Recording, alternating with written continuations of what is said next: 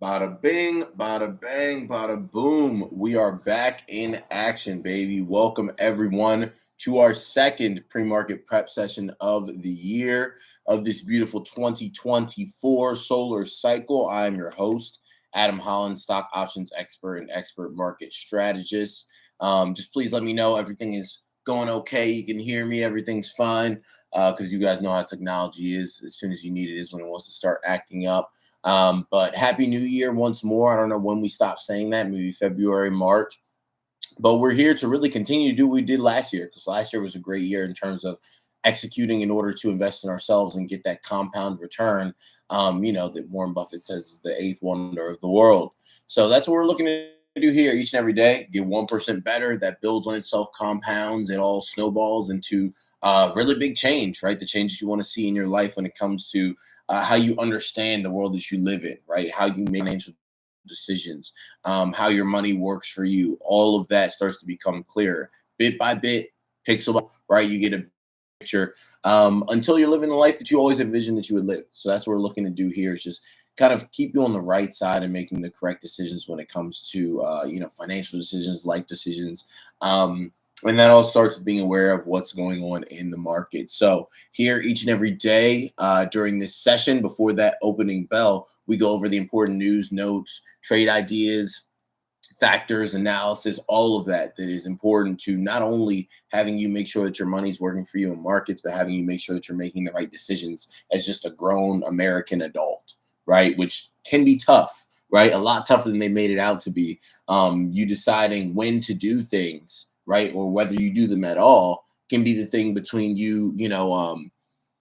causing trauma in your kid's life, or you setting them up for success, or you breaking up your marriage, or you making sure that you have a flourishing marriage where finance, which causes 50% of marriages to break up, is not the thing that causes you guys to part ways, right? People think that, oh, it's not that deep. It is that deep, right? Because if you buy that house at the wrong time, buy that car at the wrong time, you get locked into something that you can't afford. It causes arguments night after night, month after month. Suddenly, you're back out on the market, right? Your family is broken up. Why? Because you made the wrong decision, or maybe it was the right one, but at the wrong time. So I never, ever, ever want to underestimate the importance of making the right decisions at the right times. And that's one of the reasons why being here for 20 minutes every morning is so important to me, to make sure that I'm understanding what's going on in the world so I can make the right decisions and put my best foot forward so that anytime something in my life, comes around, I'm the one that is the determining factor in how it affects me. So let's dive into our top news here this morning. But before that, make sure you drop your ones in the chat, signifying your intention to get 1% better. You don't do anything over and over and over again without intention, right? You cannot go and succeed in something without intending to do so. You can just, casually throw a shot up at a basketball hoop and it might go in, right? But you can't keep throwing it up without intending for it to go in and have it go in continuously. So it's the same thing when it comes to markets and understanding them, right? You have to go in with intention. So you make sure you state that intention so that everyone knows, right? You make sure that you're up at the finish line, right, or at the starting line. You're in the blocks, like if you're at a track meet, you're in those starting blocks and you're intending to win that race. It's the same thing here. You set that intention now so that when that market bell opens at 9:30 a.m. Eastern Standard Time, you're ready to dash off the blocks, right? So if you have to execute a peak below and fail strategy, or hop into a day trade or hop into a swing trade, any of that stuff, you're ready to go, right? You've got that intention already loaded up. You're ready to execute instead of sitting there saying, "Oh well, I guess I missed this one. I'm gonna just wait for the other one. I'm gonna wait for the next one, or I'm gonna get in late and hope that it all works out." Right? Intention is key, so make sure you set that here now. Our top news: record debt. The United States is ringing in the new year with a lot of red ink as the national debt surpassed 34 trillion for the first time. Let me check over here and make sure everything's okay. All right, cool, awesome. Good morning, good morning. Yes, happy new year, everybody. All right, let me pop back over. So, national debt surpassing 34 trillion for the first time. The gloomy fiscal milestone reported by the Treasury Department comes as Congress braces for another fight over federal spending. Unless lawmakers can agree on another short-term continuing resolution to fund the government or pass appropriations bills by January 19th and others by February 2nd, the U.S. would face its first federal shutdown since 2019. I feel like every few months we're back in this, same old record spinning again. Now, on the rise, not only is the overall balance increasing, but the cost of servicing the national debt is rising at a rapid clip. Quote, the interest paid on the federal debt so far this fiscal year is 900 billion, but this is soon going to reach 1 trillion. And it is clear that the situation is unsustainable. Seeking Alpha analyst WWS Swiss Financial Consulting wrote in The Fed and the Debt. Higher deficits can also make inflation a bigger problem for the central bank, which uses monetary policy to keep prices stable, but has little say over what happens on the fiscal side, where outsized spending has been the norm across both parties. Credit rating agencies are also taking notice, with Moody's recently cutting its credit outlook on the U.S. to negative from stable, citing heavier downside risks to the country's fiscal strength. Fitch lowered America's credit rating following the debt ceiling drama last summer, while S&P was the first to downgrade U.S. government debt in 2011. Kicking the can further down the road also makes the issue harder to resolve and can result in drastic action ahead of phasing things in, like lower spending or higher taxes. Now, a tipping point, there's no magic number or level for when a government's debt begins to hurt its economy. And the U.S. has easily handled a much heavier debt load than was once thought possible, despite doomsday warnings for several decades. However, extreme partisanship has left both parties pointing fingers, with the GOP citing bloated federal spending programs that passed during the Biden administration, like the Infrastructure Investment and Jobs Act, the CHIPS and Science Act, and the Inflation Reduction Act, and Democrats referencing the trillions spent on Republican tax cuts skewed to the wealthy and big corporations. Hard compromises will have to be made over tax increases, while the parties must be willing to tinker with the government's biggest expenses, such as Medicare, Social Security, and the military. I mean, I don't really have any comment on this. This is just something where we go through this circus show every few months, and it is what it is. It doesn't really affect markets. So this is not something that's of big importance to me. In terms of trade news, more disruption, making another blow to the Operation Prosperity, or excuse me, making another blow to Operation Prosperity Guardian. Shipping giant AP Moller Maersk has halted all transit through the Red Sea and Suez Canal after a weekend attack on one of its ships, something we talked about yesterday, right? And something that is likely affecting these, transportation, these, especially these sea travel, right? Sea logistics operations and companies, right? And likely sending their stocks flying.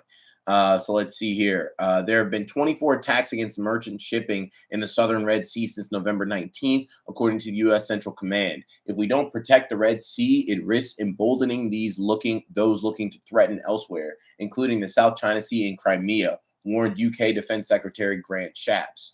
Popular shipping stocks ended in the green on Tuesday, the result of higher booking costs for some tankers amid lengthy diversions, including Zim up 13.4%, Maersk up 7.2%. They're on not really traded here. Zim is though, so ZIM something to look at there. But overall, right, this is what I was talking about to start the year. These external risks where it's like there's all this conflict that's happening, and only one weekend, right? Only one weekend, only one course of events, only one singular event. There we go. Kind of one of the drawbacks of being tall. You sit down and everything that's in your pockets just falls right out. But it only takes one event, one escalation, one weekend for things to drastically change. So when we talk interest rates and interest rates going down, and once that happens, we'll be free. It's not the case, because again, it's the first weekend of 2024, and we already have all shipping stopping through a major body of water and a major trade route. That is significant, right? That puts the price of food, goods, all these different things up, right? Puts the price of transporting these goods up. If I'm Amazon and these goods are created in China and I cannot ship the goods from China to the US, what are the prices going to do? Go up, right? Those shipping containers have everything on them. So it's like when we look at things that affect inflation, it does not matter, where interest rates are if you cannot get stuff here. And if these things have to take a longer travel route, it's going to be more expensive. So this is the type of stuff that I was talking about and that you have to keep in mind. So again, when I say, hey, yeah, interest rates are going down, that doesn't mean you go out and you buy a home that you can barely afford, because that is you being able to barely afford it with everything remaining the same. And if there's one thing 2020 taught us, nothing is going to remain the same for very long nowadays, right? In 6 months, we could live in a completely different world. We live in a very different world than we did 6 months beforehand. AI can do so many things now, right? All these different things have happened. You think about 6 months ago, there was no crazy, conflict and intense bloodshed going on. I mean, there was still bloodshed in the Middle East, but not like there is now with this war that's happening, in Israel. Like there's so much stuff that happens over the course of a few months where you've just got to plan to get punched in your face. If you have not planned for that, you're not planning as a good human being, right? Plan to get punched in your face. If you feel comfortable, cool. Do not stop, right? Don't stop and don't indulge in things that would make you less comfortable, right? If you have to say, as long as X, Y, Z, A, B, C, D, E stays the same, I should be able to stay afloat. That is too many factors, right? You should be able to say, as long as my mortgage, my mortgage or my rent, whatever, could increase 40%, I can still afford to live where I live. Awesome, smart, right? Because at this rate, with all these different conflicts going on, it's again one weekend where it's something that you can't control, but you didn't know about, which means that you want to make sure that you're planned accordingly, right? Because I don't want to wait on any president, any government, any party to come bail me out because I'm on the table. They're not worried about that. They're worried about getting reelected. So we've got to worry about us, right? There are two in the chat if you realize that you've got you, right? You've got your loved ones, but we got to worry about us because they don't care, right? Whoever it is, whatever old is up in the White House does not care. In terms of energy news here, energy policy, Chevron, ticker CVX, has warned that it will book 3.5 to 4 billion in charges for Q4 on some upstream assets, primarily in California, which recently sued Big Oil for allegedly lying about climate change. The company sees, quote, lower anticipated future investment levels stemming from the state's harsh regulatory environment, although it will still operate the impacted assets for many years. Chevron will also recognize a loss related to decommissioning obligations linked to assets it previously owned in the Gulf of Mexico, as their buyers are now bankrupt. California, which already has some of the toughest climate policies, is currently weighing capping refining profits, and its lawsuit is seen as one of the most significant legal challenges facing the fossil fuel industry. So, got some changes in energy policy there that are looking to negatively affect Chevron. Let's see here. In terms of automotive news, build your dreams. The EV crown is changing hands as China's BYD sped past Tesla to become the world's biggest electric car maker in the final quarter of 2023. BYD sold 525,409 battery electric vehicles in Q4 compared to Tesla's 484,507 units, driven by aggressive end-of-year discounting. However, Tesla still outpaced BYD on an annual basis, selling 1.8 million electric cars, while BYD sold 1.6 BEVs. So, investing group leader Livy Investment Research noted that Tesla's market share in China is diminishing rapidly as its vehicles struggle to keep up with local rivals' frequently refreshed product lineups. It's just another case of U.S. companies struggling to make it in China. Pretty much no U.S. tech company has, and I don't think any U.S. tech company will. China just knows China better than anyone else. So that's where we're at with things. China knows China better than we think. We know China better than we ever will know China. It's a very different world over there. And, BYD is showing that amongst all of the other, companies that have there. You might have come up with the idea, but China is going to remake it and do it better based off of the little idiosyncrasies that exist in China, right? The cultural differences, they know them, we don't. And they're going to build a better business model that's more tailored toward the specific wants of its customers. So is this something where it's like, oh, Tesla's dead? Absolutely not, right? Tesla is still, like I said, the forerunner and the front runner, and that's because it has installed all the infrastructure necessary for electric vehicles to become a thing. You may use a Ford or a Chevy or a GM, or this or that or the third, but you will be charging with a Tesla charger. That's the most important thing. But yeah, this is something that makes great headlines and everything, but I'm not looking, deeply into it as something that negatively affects Tesla in that, like, oh, I'm going to divest from it. In terms of today's markets, looking mostly red across the board as of when this came out. In Asia, Japan, the market is closed. Still prayers up for Japan. They're still searching for people buried under the rubble from the earthquake. So just, hug your loved ones. Tell them that you love them, right? I got a family group chat. Told them that this morning. Tell them that you love them because nothing is promised. Hong Kong, we're down 0.9%. China, we're up 0.2%. India, we're down 0.8%. In Europe, the London footy is down 0.8%, Paris down 1.3, Frankfurt down 0.9, the Dow down 0.3, S&P down 0.3, Nasdaq down 0.4, crude down 0.2%, gold down 0.8, Bitcoin down 7.1%. That was on the back of pretty much. Let me see if it's part of our end of. Oh no, it looks like they didn't even include that. They did not even include that in the end of the newsletter. In terms of today's economic calendar, index at 10 a.m. So we've got some data that comes out at 10. Then 2 p.m. we get FOMC minutes. We don't have Powell speaking, but we do have FOMC minutes at 2 p.m. So no Powell, just a release of notes from the last meeting. It should not be some crazy huge repercussions from that, information coming out, but still important to know that at 2 p.m. it comes out. But yeah, in terms of Bitcoin, what else is new? We had that classic buy the rumor, sell the news, where just like with El Salvador changing its legal tender to Bitcoin, or accepting Bitcoin as legal tender, the same thing happened here, where it's like, okay, we get this run up because of the Bitcoin ETF, and then the Bitcoin ETF news comes out, and once again, I think they denied the Bitcoin ETF. So it's just one of those things where it's like, again, it will continue to the powers that be will continue to manipulate something until they've accumulated the power within that thing, and then they will let it flourish, right? That's how it is. And they have more money, more resources, and more time to make that happen. So that's why it's important to always take profit, right? That's something that we've been doing over the course of the past few weeks with crypto being on the run that it's been on. Those coin long swings, right? Any long swings, make sure you're taking profit on the way up, because a lot of times, especially with crypto, it's a buy the rumor, sell the news. Even if the news was positive, I feel like it still could have sold off, because that's just what happens. There's a crazy run up, and then people take profit before the news just because it's not worth holding through.